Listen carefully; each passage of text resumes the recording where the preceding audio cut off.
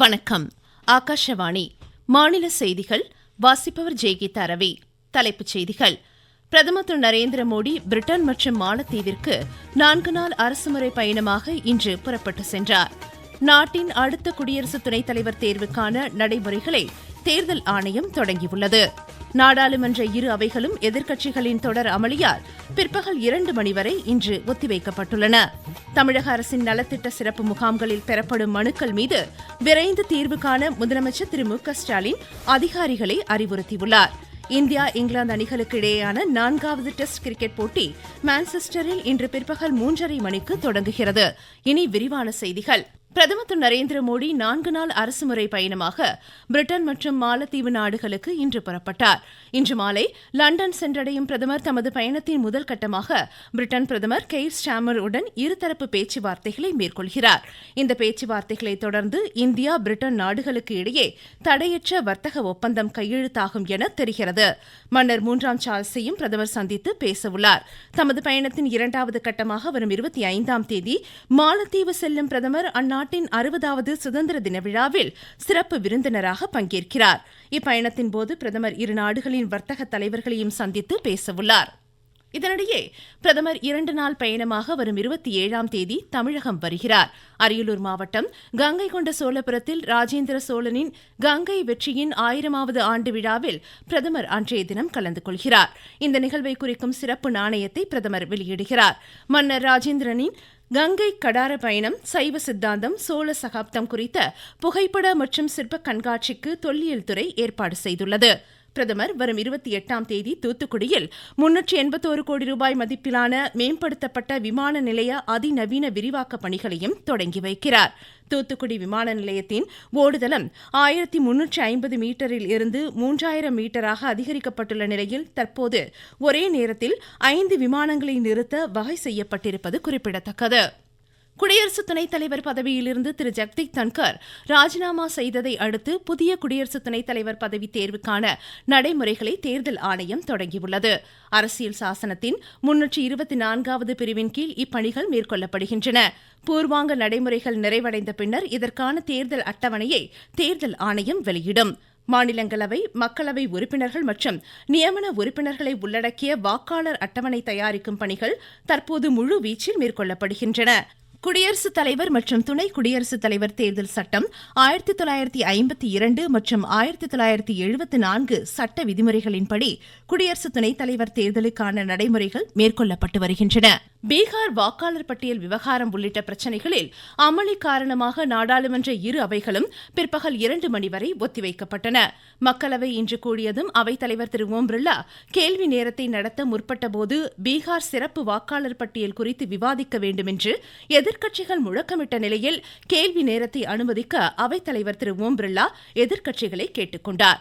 இந்த கூச்சல் குழப்பத்திற்கு இடையே பீகார் ரயில்வே திட்டங்கள் குறித்த கேள்விக்கு மத்திய அமைச்சர் திரு அஸ்வினி வைஷ்ணவ் பதிலளித்தார்.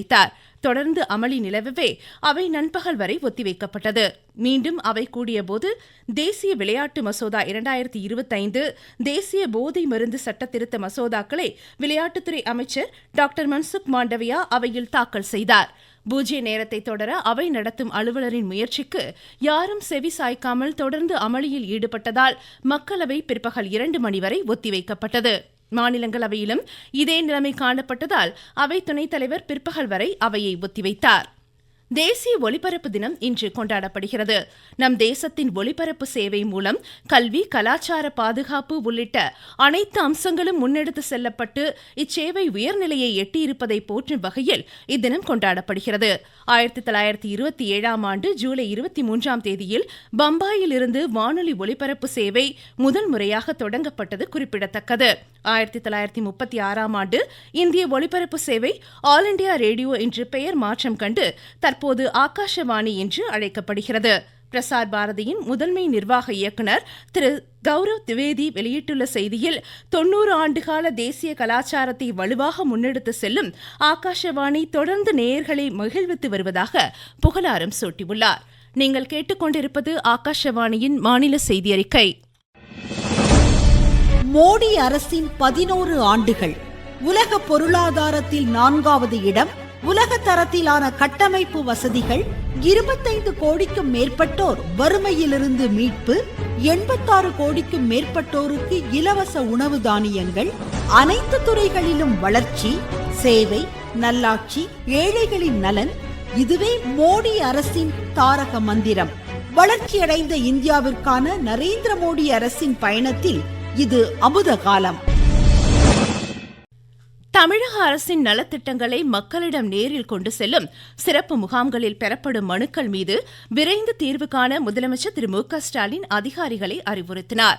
சென்னையில் மருத்துவமனையிலிருந்து காணொலி மூலம் மக்கள் நலத்திட்டங்கள் குறித்து மாவட்ட ஆட்சித்தலைவர்களுடன் இன்று கலந்துரையாடிய அவர், முகாம்களுக்கு மனுக்களை அளிக்க வரும் மக்களுக்கு தேவையான வசதிகள் செய்து தரப்பட வேண்டும் என்றும் கூறினார்.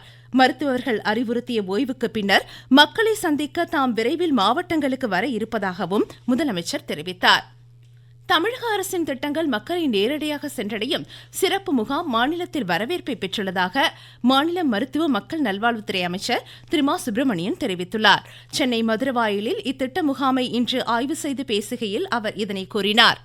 நகர்ப்புற பகுதிகளை பொறுத்தவரை 13 துறைகளின் சார்பில் 43 சேவைகளை வழங்குகிற உங்களுடன் ஸ்டாலின் என்கின்ற திட்டம். இந்த திட்டத்தின்படி 10,000 இடங்களில் முகாம்கள் நடைபெற்றுக் கொண்டிருக்கிறது. இந்த 10,000 முகாம்களும் நவம்பர் இறுதிக்குள் நடத்தி முடித்திட வேண்டும் என்று அறிவுறுத்தி இருக்கிறார்கள். சென்னையை பொறுத்தவரை 400 இடங்களில் இந்த முகாம்கள் நடைபெற்றுக் கொண்டிருக்கிறது. பள்ளி பொதுத் தேர்வு கால அட்டவணைகள் இன்னும் ஒரு வார காலத்தில் வெளியிடப்படும் என்று மாநில பள்ளிக் கல்வித்துறை அமைச்சர் திரு அன்பில் மகேஷ் பொய்யாமொழி தெரிவித்துள்ளார். திருச்சி அரியமங்கலத்தில் இன்று செய்தியாளர்களிடம் பேசிய அவர், தமிழக அரசின் உங்களுடன் ஸ்டாலின் முகாம் அனைத்து இடங்களிலும் வரவேற்பை பெற்றுள்ளதாக கூறினார். தமிழக அரசுக்கு களங்கம் ஏற்படும் வகையில் அங்கன்வாடி மையங்களில் குழந்தைகளுக்கு தரமற்ற முட்டைகள் வழங்கப்பட்டால் சம்பந்தப்பட்டவர்கள் மீது கடும் நடவடிக்கை எடுக்கப்படும் என்று மாநில சமூக நலத்துறை அமைச்சர் திருமதி கீதா ஜீவன் எச்சரித்துள்ளார். தூத்துக்குடியில் இன்று செய்தியாளர்களிடம் பேசிய அவர், ஸ்ரீவைகுண்டம் பேரூராட்சி அங்கன்வாடி மையத்தில் குழந்தைகளுக்கு கெட்டுப்போன முட்டை வழங்கியது தொடர்பான விவகாரத்தில் ஊழியர் உடனடியாக தற்காலிக பணி நீக்கம் செய்யப்பட்டுள்ளதாக குறிப்பிட்டார். தமிழ்நாடு அரசு எம்ஜிஆர் திரைப்படம் மற்றும் தொலைக்காட்சி பயிற்சி நிறுவனத்தில் வரும் கல்வியாண்டில் இடஒதுக்கீட்டு அடிப்படையில் காலி பணியிடங்கள் நிரப்பப்பட உள்ளதால் தகுதியுடையோர் வரும் 30ஆம் தேதி வரை இணையதளத்தில் விண்ணப்பிக்குமாறு கேட்டுக் கொள்ளப்படுகிறார்கள். பெரம்பலூர் மாவட்டத்தில் வேளாண் உபகரணங்கள் மானியத்தில் வாங்க விரும்பும் விவசாயிகள் உரிய ஆவணங்களுடன் வரும் 31ஆம் தேதிக்குள் தோட்டக்கலை உதவி இயக்குநர் அலுவலகத்தை தொடர்பு கொள்ளலாம். சேலம் அஸ்தம்பட்டியில் போதைப் பொருளுக்கு எதிரான விழிப்புணர்வு பேரணியை மாநகராட்சி மேயர் திரு ராமச்சந்திரன் இன்று கொடியசைத்து துவக்கி வைத்தார். சென்னை மீனம்பாக்கம் விமான நிலையத்தின் 2வது கட்ட முனைய விரிவாக்கப் பணிகள் நிறைவடைந்து அடுத்த ஆண்டு மார்ச் மாதம் செயல்பாட்டிற்கு கொண்டுவர திட்டமிடப்பட்டுள்ளது. இதுகுறித்து எமது செய்தியாளர். சென்னை மீனம்பாக்கம் விமான நிலையத்தில் புதிய டெர்மினல் 8 நுழைவாயில்கள், 60 செக்கிங் கவுண்டர்கள், 10 எக்ஸ்லேட்டர்கள், 9 ரிமோட் போர்டிங் கேட்டுகள் என்று பிரம்மாண்டமாக தயாராகும் 2ஆம் கட்ட விரிவாக்க பணிகள் ரூபாய் 1207 கோடி மதிப்பீட்டில் நடைபெற்று வருகிறது. இந்த புதிய டெர்மினல் அடுத்த ஆண்டு மார்ச் மாதம் செயல்பாட்டிற்கு வந்த பின்பு 3.5 கோடிக்கு அதிகமான பயணிகள் கையாளும் திறனுடன் 4 டெர்மினல்கள் கொண்டதாக சென்னை விமான நிலையம் அமையும் என அதிகாரிகள் தெரிவித்தனர். செங்கல்பட்டு மாவட்டத்திலிருந்து ஜி. சுரேகா. அரியலூர் மாவட்டம் கங்கைகொண்ட சோழபுரத்தில் மாமன்னர் ராஜேந்திர சோழனின் பிறந்த நாளான ஆடித் திருவாதிரை அரசு விழாவாக இன்று கோலாகலமாக கொண்டாடப்படுகிறது. இதுகுறித்து எமது செய்தியாளர். ராஜேந்திர சோழன் பிறந்த ஆடு திருவாதிரையான இன்று அவரது பிறந்த நாள் கங்கைகொண்ட சோழபுரத்தில் வெகு விமரிசையாக கொண்டாடப்பட்டு வருகிறது. இந்நிகழ்ச்சியில் அமைச்சர்கள் தங்கம் தென்னரசு, ராஜேந்திரன், சிவசங்கர் உள்ளிட்டவர்கள் கலந்து கொண்டு ராஜேந்திர சோழனுக்கு பல்வேறு விதங்களில் புகழாரம் சூட்டினர். இன்று நாள் முழுவதும் பல்வேறு தமிழ் கலாச்சார இசை நிகழ்ச்சிகள், நடன நிகழ்ச்சிகள் உள்ளிட்டவைகள் நடைபெற ஏற்பாடு செய்யப்பட்டுள்ளது. அரியலூர் செய்தியாளர் ராம்குமார்.